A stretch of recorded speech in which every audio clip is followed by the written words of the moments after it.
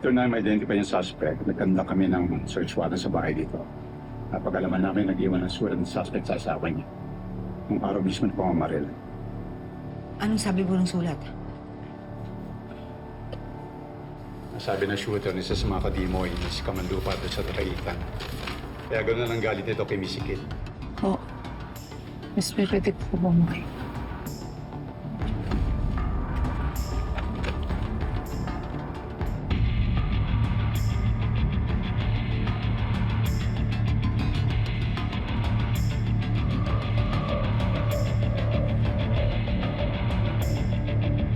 Sir, nagsisinungaling po to. Hindi ko po kadimo ito eh.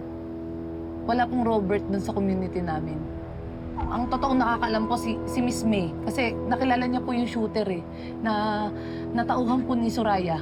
Di ba, Miss May? Maintindihan ko ang frustration nyo, pero kahit sa mga investigasyon, physical evidence ang kailangan. O pwedeng sabi-sabi lang o sumbong lang. Sir, malay niyo planted na naman po ito kagaya ng pagtatanim ng murder weapon. Kagaya nung kay Sir William. Hindi pa ba obvious na kino-cover up ni Soraya ang investigasyon? Para ma-mislead tayo.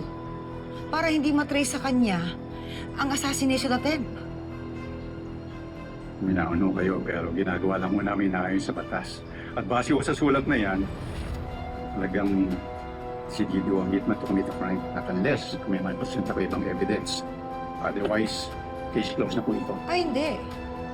Hindi pwede. Pagbubuksan ko uli ang kaso, kung hindi kayo naniniwala sa amin, mag-hire ako ng private investigator para magkalap ng mga ebidensya. Kung akala ni Soraya, napatiklop niya na tayo. Ikakamali siya. Oras na magising si Mia, aalamin ko kung ano yung nalalaman niya. Maghahanap kami ng iba pang testigo para mapatunayan na si Soraya at si Angela may kasalanan.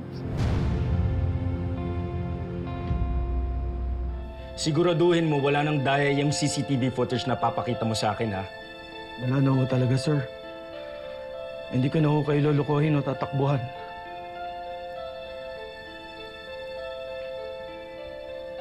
Saksi po yung asawa at anak ko.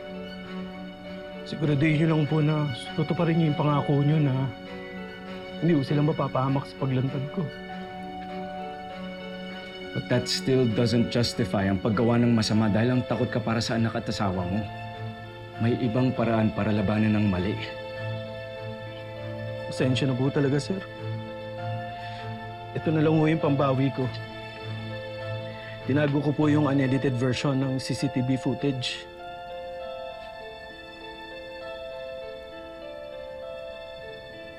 Pause mo.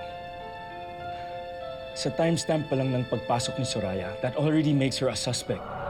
She was at the scene of the crime in between 5 p.m. to 6 p.m., which is the estimated time of death ni Dad. Opo, sir. Walang duda na siya yung pumatay kay Sir William. Kaya pilit niyang pinapa-edit yung CCTV para hindi ho siya pagsuspetsyahan. Napakasama niya. Pinagkatiwalaan at winelcome siya ni Dad. Tapos ito yung gagawin niyang paghihiganti. Hindi ko mapapatawad si Soraya. At ngayon may ebidensya na ako laban sa kanya. Sisiguraduhin kong mapaparusahan siya.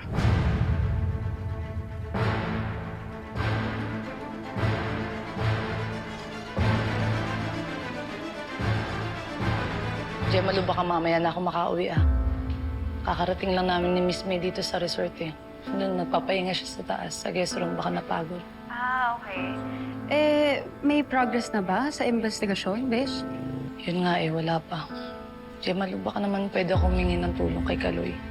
Baka pwedeng i-hack niya ulit yung cellphone tsaka laptop ni Soraya tsaka ni Angela kagaya ng dating ginawa niya kay Tita Rica. Okay, sige. Sabihan ko si Babe. Naku, salamat, Gemma. Sana talaga makahanap na ako ng ebidensya laban sa mag-China. Para matigil na yung kasamaan nila, pagod na ako. Huwag ka mag-alala, Ikit. Hindi na makakagawa ng kahit anong kasamaan si Soraya at si Angela.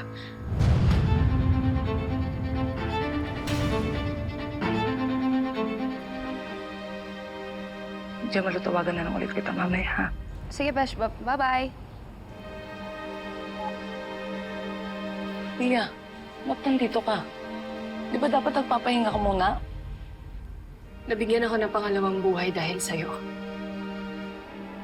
Kaya itatama ko lahat ng pagkakamaling nagawa ko. Kaya kitang tulungan para makasuhan si Soraya. How can you help us, Pia? There's no solid evidence, no eyewitnesses. Teka lang, di ba, Pia, bago tayo maaksidente? Kaya ako nakipagkita sa'yo ko dahil may sasabihin kong importante. Ano ba yun? Kaya kong patunayan yung direct involvement ni Soraya sa pag-attempt sa buhay mo. Kay Mang Badong, sa lahat ng kasamaan na nangyari sa buhay ninyo. Pati na rin yung pagpatay kay Tito William, kaya kong i-prove na si Soraya yon. Para mapalabas niya na ikaw yung killer. Kailan mo pa alam, Pia? Paano mo mapapatunayan na si Soraya talaga ang totoong kriminal? Bakit? May nahanap ka na bang ebidensya? May nakita ka ng witness? Like it. Pero ako yung makakapag-testify na si Soraya yung mastermind sa lahat ng nangyayaring to. Paano? Sinabi niya sa'yo na siya ang may kasalanan? Baka naman kasabot ka nila.